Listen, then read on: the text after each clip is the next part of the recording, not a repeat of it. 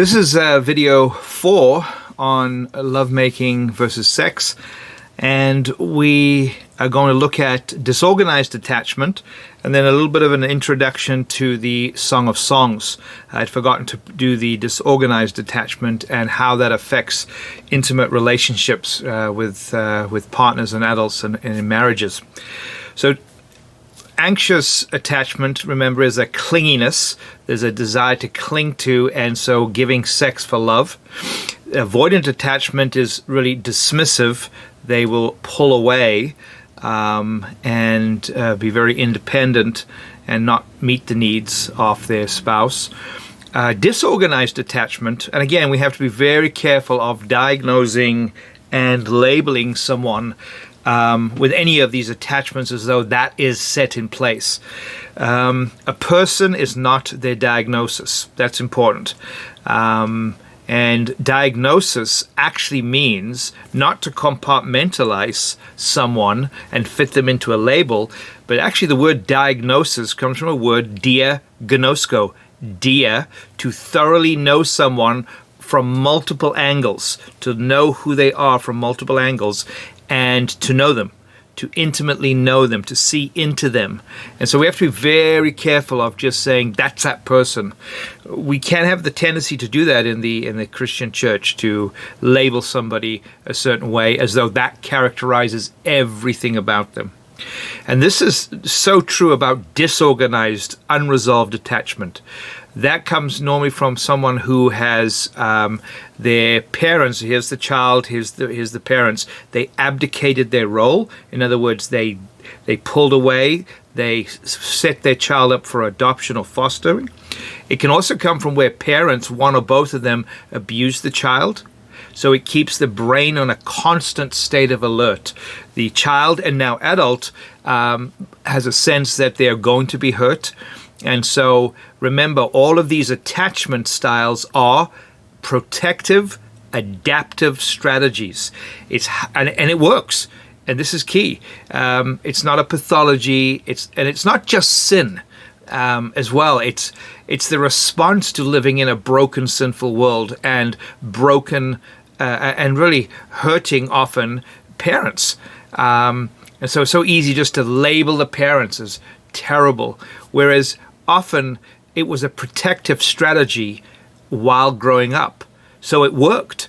Now, where it becomes a problem is where this protective strategy, let's say of disorganized attachment, now tries to function today where that threat no longer exists. That's the challenge. And so that often spills over. Avoidant, disorganized, and anxious attachment often spills over into the adult life, and nowhere is it found more clearer than in the bedroom, than in the intimate relationship or relationship. So a disorganized attachment, they believe they're unworthy of love. So they have what they call emotional deprivation. I'll never get the love that I need. There's a sense of distrust that they will be hurt. And so often hurt people can hurt people. And so they can react explosively and then sometimes be very calm, but always waiting to be hurt. They're constantly thinking about sex in the intimate relationship, but it doesn't have an emotion attached to it. Because to try and attach to a partner emotionally means to trust them, to be vulnerable, to be exposed. And if they have trauma, which means wound, and they're vulnerable, which means wound, but to express that wound, they don't know if they'll be safe. So they can have sex, but it can be an emotionless act. They often seek multiple partners. They literally can go from partner to partner to partner to partner because they're looking for love.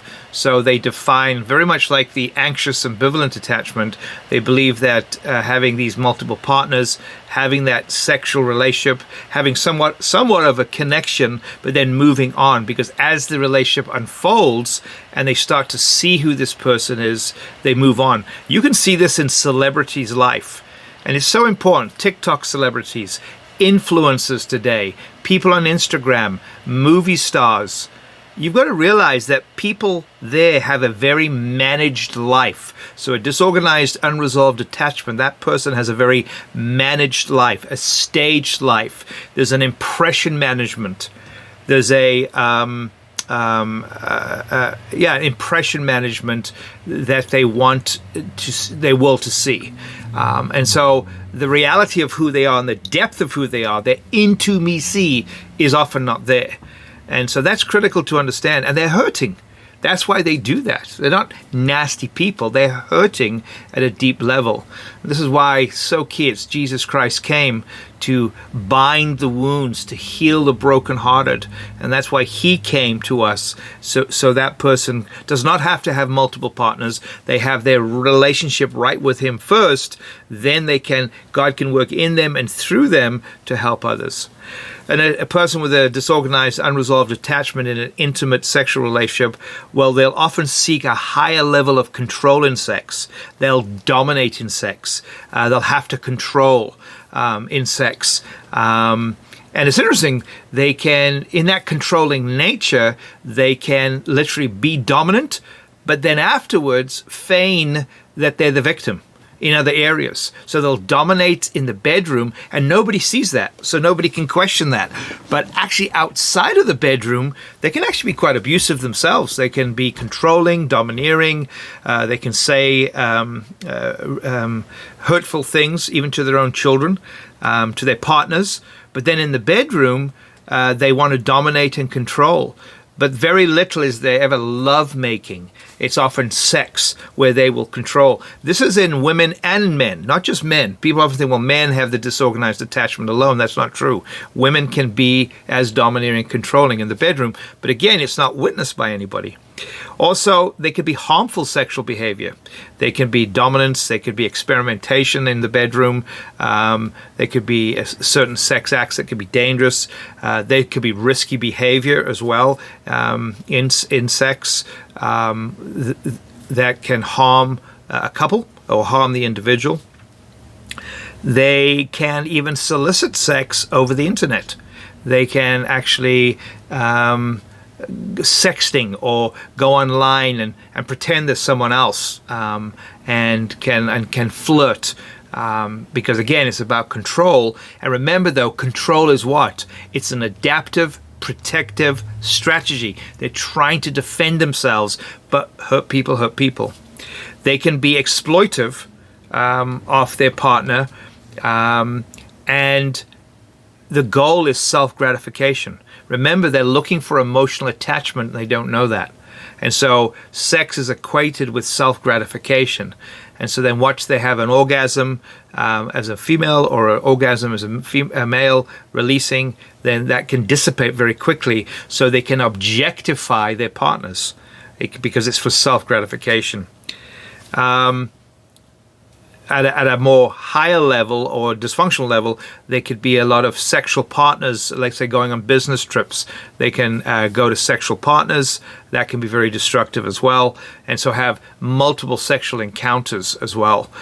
They could even have encounters with escorts and go from person to person to person. They can actually lie about themselves too. So if they're having these, they can go online and actually the internet, they could lie about who they are on dating sites. They can, just so they can get a one-night stand. And so they can go to a whole nother depth of depravity by lying and then having these encounters.